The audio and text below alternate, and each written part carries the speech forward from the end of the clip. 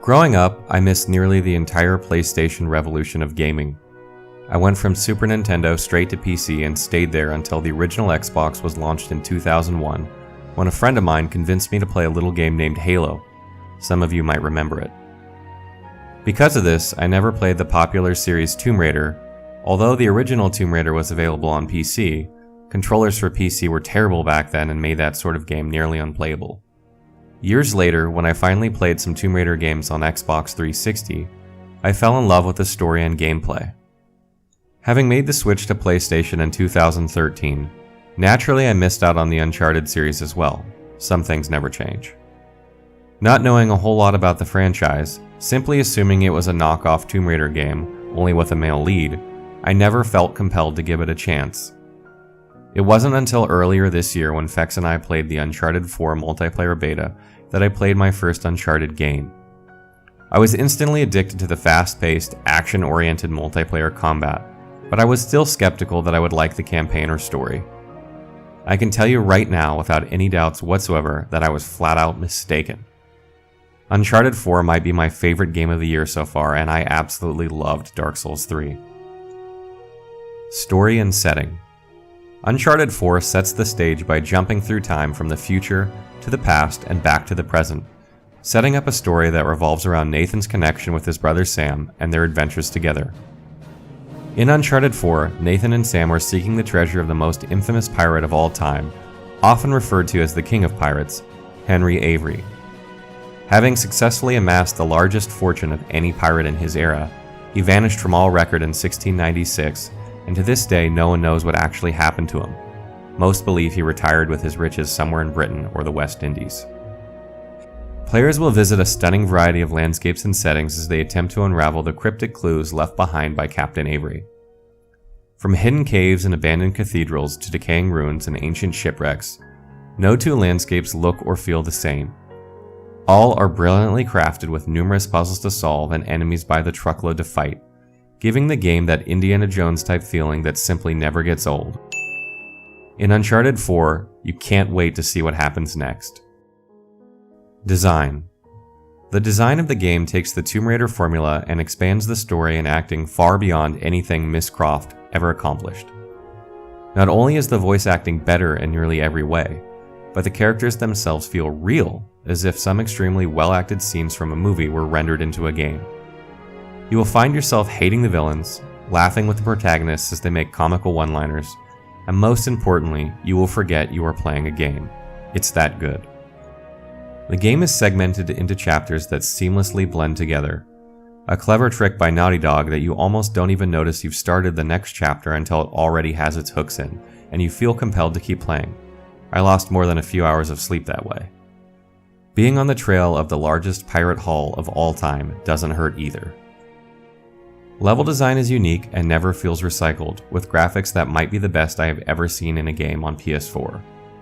Combat is fast, fluid, and is exciting enough to keep hardcore players engaged in the gameplay of such a story-driven game, something I think Dragon Age Inquisition and Mass Effect could learn from. Collectibles will give players incentive to replay chapters to find the ones they missed. After all, we're all treasure hunters in Uncharted 4, aren't we? Gameplay. Anyone who has read my reviews will tell you that gameplay is always the most important thing in a game to me. If it isn't fun to play, why play it? Uncharted 4 might be the one and only exception. While it is nearly impossible to separate the story from the gameplay, as they are flawlessly interwoven, Uncharted 4 doesn't actually need good gameplay to be a great game. In some ways, I feel like Uncharted 4 is the exact opposite of most modern games. Whereas they usually have story to fill in the time between combat and gameplay, Uncharted 4 has combat and puzzles between the masterful narrative that creates a drive to complete these and see what's next. The game is filled with numerous puzzles the player must solve in order to advance the game. Levels are very linear, and there is a sequence of events that are scripted for the player as the chapters unfold before their eyes.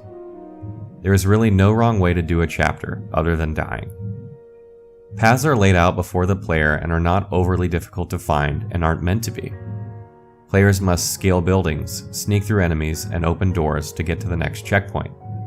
All the while, the dialogue between Sam and Nathan plays out as they solve the mystery of the vanishing treasure of Avery. Combat is tactical, fast, fun, and can be quite challenging at higher difficulties. Players will need to utilize cover, positioning, and weapons they pick up throughout each chapter to help them take down the endless amount of baddies in the game. You'll get to use a wide variety of weapons from pistols, rifles, submachine guns, assault rifles, shotguns, machine guns, and rocket launchers. Players are also able to utilize explosives such as grenades and dynamite, or sneak for an array of stealth kills that can be performed in varying situations. All in all, each chapter has multiple ways each encounter can be handled, and it becomes very obvious the more you play that no two players will do it the same way. Hell, you most likely won't even do it the same way twice. Multiplayer. Uncharted 4 features competitive team-based multiplayer online, but unfortunately there is no co-op at the moment.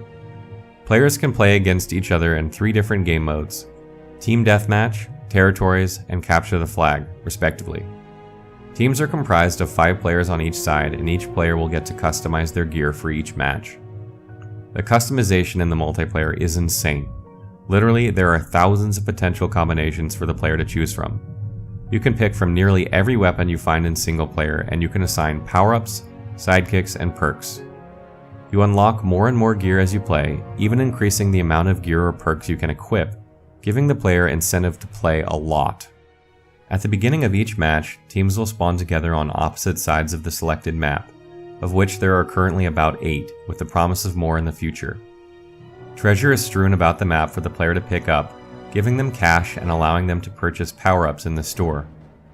More powerful power-ups cost more cash, and each time you purchase a power-up, it costs more the second time, thus allowing teams that are behind a chance to catch up.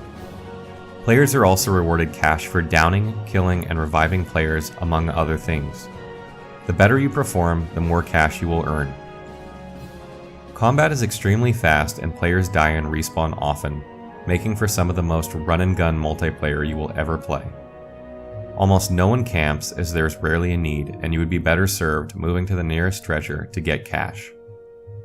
Teamwork and tactics play a huge role in determining a victor. Pinning enemies down, timing your power-ups, flanking the enemy team when they aren't expecting it, are all important strategies and can turn the tide of a battle. Matches are fast, around 10 minutes, and victories, like losses, only linger but a moment before it's on to the next match. It's easy to run off about 10 to 20 games in a few hours without even blinking an eye. Summary: Uncharted 4 does a fantastic job of introducing the player to the controls and mechanics of the game, while setting up the plot for an emotional thrill ride. Players will find themselves absolutely hypnotized the longer they play the game, as it has a way of grabbing you and never letting you go, such as a good movie would. I vehemently lament that I didn't have time to simply sit and play from start to finish like many players did, as the game dominated my thoughts from the first few hours I spent with it. Whether you have played Uncharted before or not, do yourself a huge favor and buy this game. I would be shocked if it didn't win Game of the Year on PS4, and I will be even more shocked if it's not at least in the running for Game of the Year on any platform. It's that good.